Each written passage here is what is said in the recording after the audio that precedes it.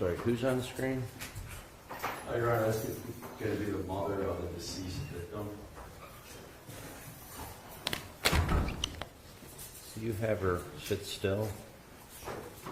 Is there a reason she couldn't be here, or is she? She's in Jordan.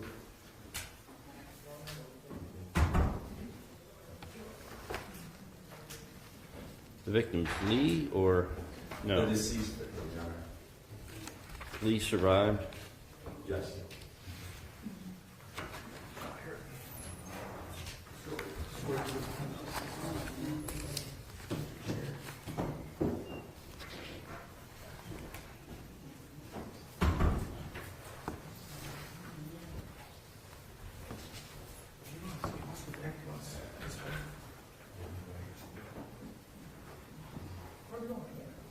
Okay, let's go on the record. We're here on State versus Marvin Fleming. Mr. Fleming's here on two cases today for sentencing. The first is case 695-853. In that case, Mr. Fleming pled guilty to having a weapon under disability and with a 1-year firearm specification. He's also here in case 700-228.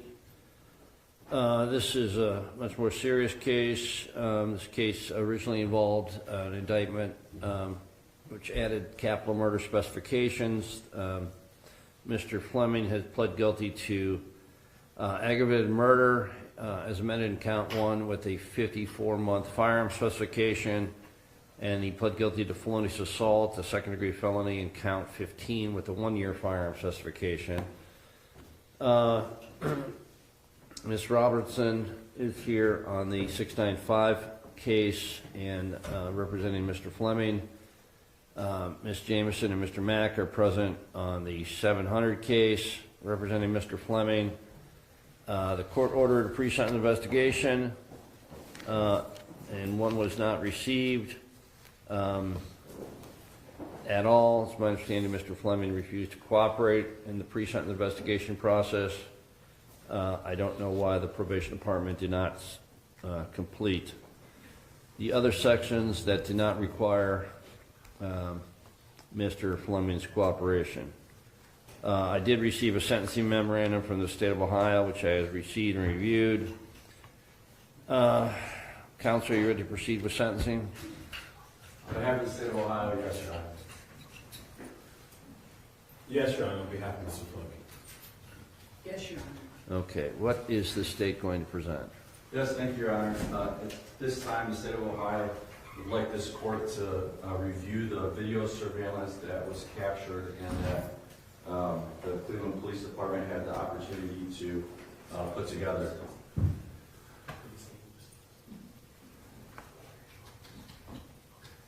May I approach, Your Honor? Yeah, how long is it?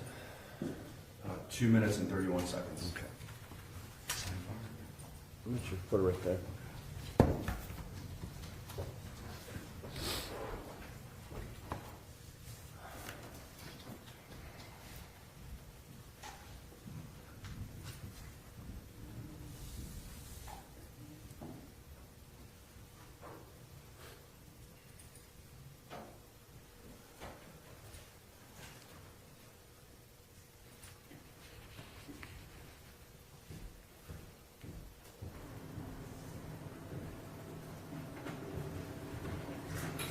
Court's been provided a sentencing memorandum, and I think it does a good job of outlining the mitigation on behalf of Marvin.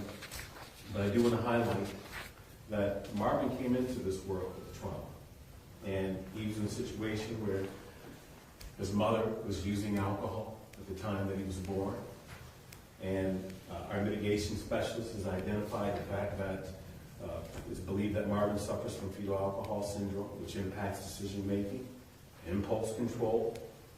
We know that she was drinking heavily during her pregnancy. We know that his father was not involved in his life. His father was in and out of prison, and even now has to deal with legal charges. We also know, Judge, that Marvin was evaluated by a psychologist and determined to have a full-scale IQ of 61. I will not mention the word that used to be used for that, but obviously he is developmentally disabled. I think the court should weigh that. And we also know that through the sentencing memorandum, we provided information to the court that Marvin was exposed to violence at an early age, mostly by his father. We know that he was neglected. There were occasions where he would go to school and he wouldn't have anything to eat, and teachers would witness him reaching into a garbage can, eating lunches that had been half-eaten already by other students. I think that's certainly worthy of note. Because you have a sentencing memorandum, I'm going to stop it there, Judge, but this is well said. If you were to impose a minimum sentence of 25 and a half years, he'd be eligible probably around the 2050. And if the world is like it is today, and if he got caught, he probably wouldn't be released until around 2060. And because he's 28 years today, we believe that he'd be in his 60s by the time they would have any chance of being released. Even if you went a step further for the next available sentence, he may be somewhere between 65 and 70 by the time that there's any chance of being released. So we'll ask the court to take that into consideration. I understand how impactful a mother's tears can be, as they should be, and certainly that video. But we believe that the mitigation supports a minimum term of incarceration, and that's what we're asking for you to consider. Thank you. And if you would please listen to what Mr. Fleming has to say, Your Honor. Mr. Fleming, what would you like to say?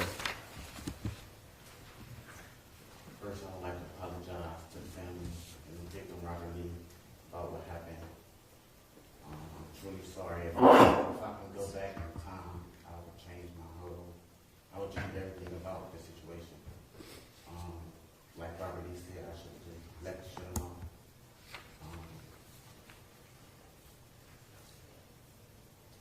I just wish I could go back and change. I'm truly sorry. Okay, thank you. You may sit down.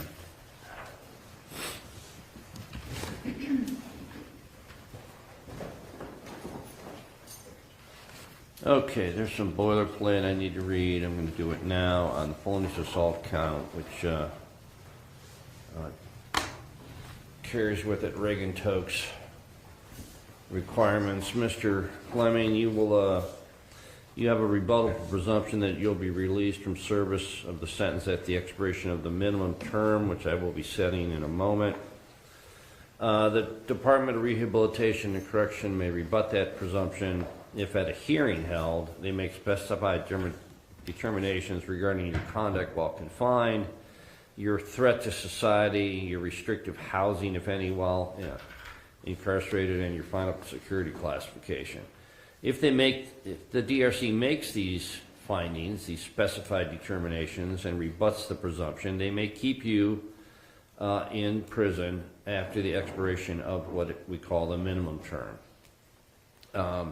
You can be kept up to the maximum term. The department may hold more than one hearing to make specified determinations depending upon your behavior. Okay, you are 28 years old today, and you have been to prison before for 4 years on 4 cases.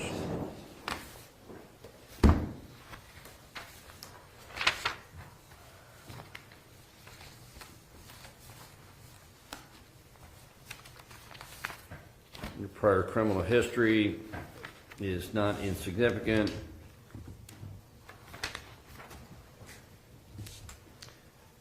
You had a second-degree felony burglary in case 613-255. You had a fourth-degree felony theft case in case 612-872. You pled guilty and were sentenced on a receiving stolen property motor vehicle case in case 612-582. And then finally, you were sentenced on a second-degree felony with case with a 1-year firearm specification, case 612581. I will note that even though you pled guilty to felonious assault and attempted discharge of a firearm on or near prohibited premises, you were originally charged with attempted murder in that case.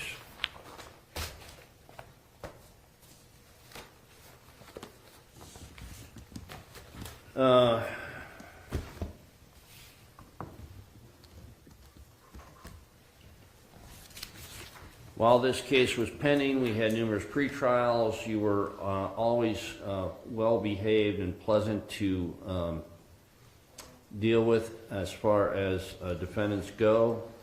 I was surprised to learn that you refused to take part in your pre-sentence investigation process.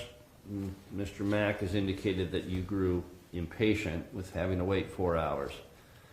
You're going to have a lot more than 4 hours to wait before you get to enjoy freedom again. You better learn to be patient. Your behavior here is frankly shocking. You do 4 years on 4 cases, and it looks like one of the cases involved you shooting a firearm at another human being. You get out, you go back to get your paycheck at Dunkin' Donuts with an AK-47.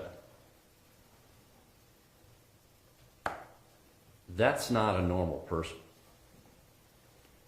And the low IQ bit usually involves people who get easily misled by other people. I see leadership in your actions. Unfortunately, it's the wrong kind of leadership. You go into elite shoes on some 2-year-old vendetta mission, and you end up killing a young man who frankly was nothing but a hero in this case. He saved Mr. Lee's life. Ms. Alawi, your son unfortunately died, but he died a hero. Mr. Lee may not be alive today, but for the actions of Mr. Tamara. That is small consolidation for you, but I think it's a testament to him and maybe a little to you and how you raised your son. The video is just awful.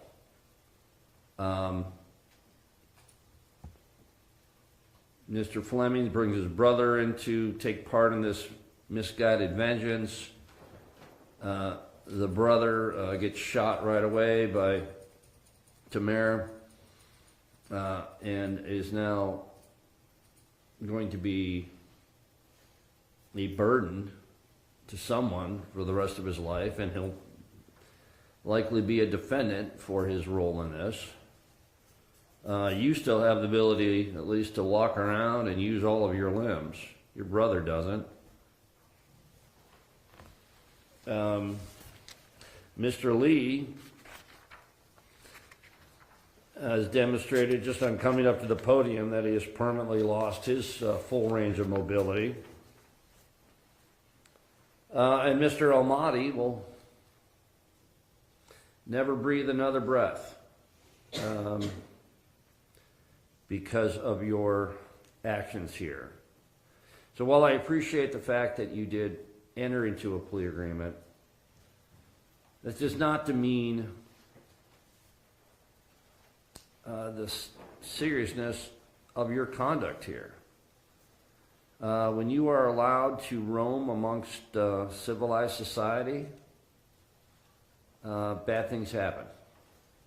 These are your 5th and 6th felony cases, and you are 28 years old. So, frankly, a life without parole sentence is completely justified here. But I'm not going to impose that because while I hope you get flopped several times, should become a health burden in the state of Ohio. I want them to have the option of saving the taxpayers money. So on your having a weapon under disability case, after considering the seriousness and recidivism factors, I will sentence you to 1 year on the firearm specification to run prior to and consecutively with a 36-month sentence on the base count. Excuse me, Your Honor. There is no gun spec on that weapons under disability. Perfect.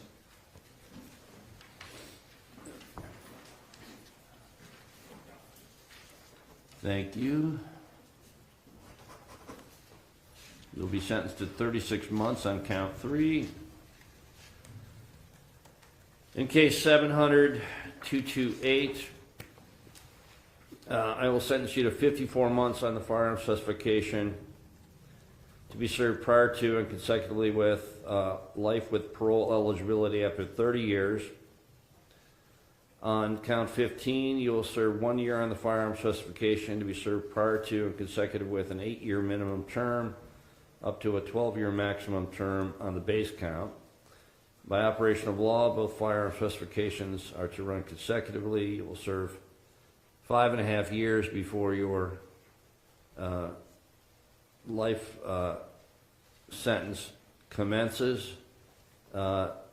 Your life sentence will run concurrently with the 8 to 12 sentence on count 15.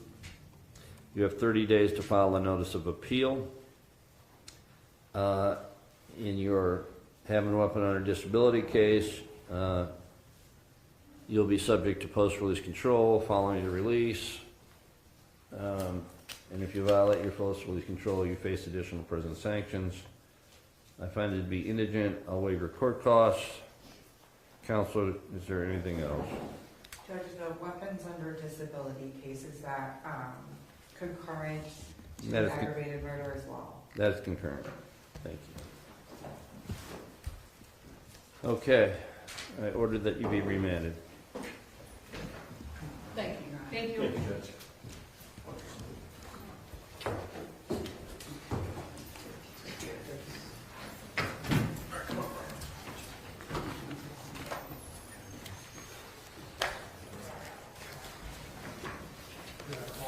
Thank you, counsel.